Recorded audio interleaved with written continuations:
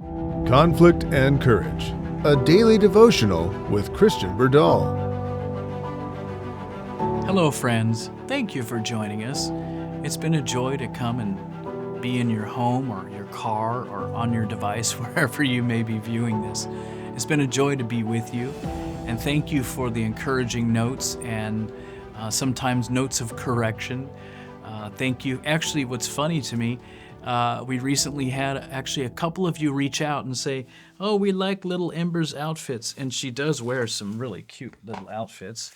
Here's one that Grandma gave her, and it's just this cute little sweater that she wears, and she just hangs out with me, with Dad, and I find it funny, but also touching, that some of you have asked if you could send Ember some little outfits. I think that's amazing. Of course you can. That would be just fine. She's a 9-pound poodle. So when you go to order or purchase something and you want to send one in, then make sure it's for a small 9-pound poodle. And in the small dog range, she wears they call it a medium, but it depends on the company. I would never consider her a medium by any standard, but that's what she's wearing right now. And that would be fun. If you happen to send one in, and you can see our address here, if you send one in and she's able to wear it, then we will definitely put it on a future program. And we'll give you a shout out for that. So anyway, Ember, you never know. You might have a cute little outfit coming. I just think that's fun. We're building a little community here, and that's really a lot of fun, and it's touching. Let's have a word of prayer before we dive in. Father in heaven, Lord, thank you for my brothers and my sisters. Thank you for those who are watching and those who are joining and the ones that are sharing these simple devotional thoughts. Lord, we ask that you would please help us to be faithful in our corners of the vineyard that you place us in. And Lord, we ask that you would fill us with your Holy Spirit to guide and to lead us now. In Jesus' name, amen. All right. January 30th, marrying and giving in marriage. In the days that were before the flood, they were marrying and giving in marriage until the day that Noah entered into the ark. Matthew 24:38. In Noah's day, brute force was the prevailing influence in the world. By threatened punishment, men intimidated other men. Instead of doing justice to their neighbors, they carried out their own unlawful wishes. They had a plurality of wives, which was contrary to God's wise arrangement. In the beginning, God gave to Adam one wife, showing to all who should live upon the earth his order and law in that respect. The transgression and fall of Adam and Eve brought sin and wretchedness upon the human race, and man followed his own carnal desires and changed God's order. The more men multiplied wives to themselves, the more they increased in wickedness and unhappiness. You see, when we don't do it God's way, in the Bible they had many wives, so that's why we have many wives. That doesn't mean they were following God's plan. In the Bible, there was virgin sacrifice spoken of. That doesn't mean that that's what we do. Come on, people, we got to think beyond this, right? Of course we do. Mercy, just because it's talked about, doesn't mean it's actually approved of by God, that he puts his stamp of approval on it. Absolutely not. God puts those things in there. When you read anywhere where there was multiple wives in a marriage, there's never bliss and everything is great. There's always deep emotional jealousy and problems and issues, right? Right. And indeed, there should be jealousy. God made man for woman and woman for man. God did not make man for many wives or vice versa. It's just we're too selfish of creatures to be able to have that work out well.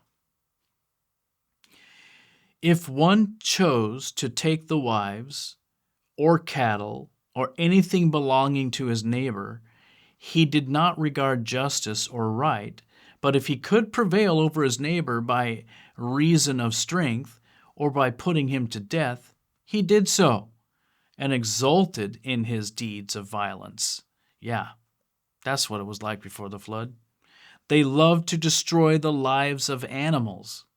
They used them for food, and this increased their ferocity and violence and caused them to look upon the blood of human beings with astonishing indifference. Whatever I want, that's what I want, and that's okay. It's the whole satanic philosophy of do what thou wilt. The satanic philosophy is whatever you want, that's the law, that's the rule. Well, friends, that's insidious, because what if you want really debased, disgusting things? I have a right to do that. Not if you're hurting other people. No, you do not. The descendants of Seth were called the sons of God. The descendants of Cain, the sons of men. As the sons of God mingled with the sons of men, wait a minute. Why are we doing that? Why would the sons of God go after the sons of men? In other words, why would the church go marry the world? They became corrupt. Of course they did.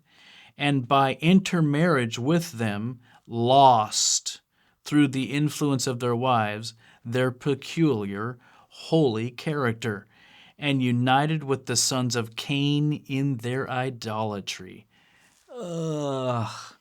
That's what happened before the flood. Many cast aside the fear of the Lord, in other words, the worship and the obedience to God, and trampled upon his commandments. But there were a few that did righteousness, who feared and honored their Creator. Noah and his family were among the righteous few. Polygamy was practiced at an early date. It was one of the sins that brought the wrath of God upon the antediluvian world.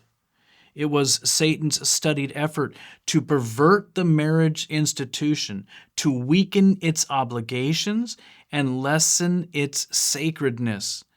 For in no sure way could he deface the image of God in man and open the door to misery and vice. So the devil works on this antediluvian world, the people before the flood, to have them use their might and their strength and their knowledge to go steal and take whatever they want, and to get multiple wives. And in fact, I'll go steal your wives. I'll kill you and take your wives. Sounds pretty brutal and barbaric. And indeed it was, because they were not allowing God to live and reign in their hearts. Amen. And the very thing that the devil uses is this whole thing of having far too many wives to pervert the marriage institution. And he knew his studied effort to pervert the marriage institution would cause a defacing of God in man. Friends, that continues today. Let's deface the marriage. Marriage is no longer just between a man and a woman. Marriage can be between anything and anyone. You can even marry your animal now. It's unbelievable what's happening. We are destroying the family unit, and we are defacing the image of God in our relationships, in our marriages. Let's get back to the basics, and I guarantee you it will help society. It'll help, because when we follow God's plan, it works better. It just does. What's our deal? Brain damage. Absolute brain damage. And we are spiritually brain damaged as well. And God wants to fix that damage, rewire us, so we make better choices that brings the misery out of your life. I can't even imagine having multiple wives and the misery and the pain and emotional turmoil that would cause. God loves you too much to put you in that situation. And it did deface the image of God. And it did demoralize an awful lot of people. And it did cause a bunch of problems. That's just one. Let's do things God's way. Amen? Let's do that.